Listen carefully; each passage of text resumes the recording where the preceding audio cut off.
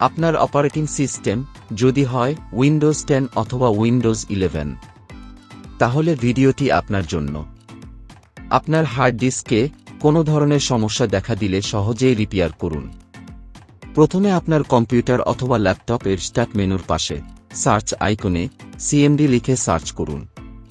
তারপর command prompt এ right click করে run as administrator click করুন।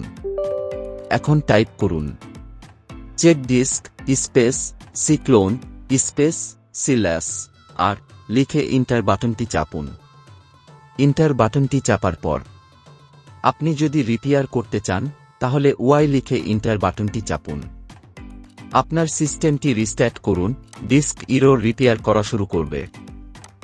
ভিডিওটি ভালো লাগলে লাইক, কমেন্ট, শেয়ার করবেন। পরবর্তী সব ভিডিও পেতে আমার চ্যানেলটি সাবস্ক্রাইব করবেন। ধন্যবাদ ভিডিওটি সম্পূর্ণ দেখার জন্য।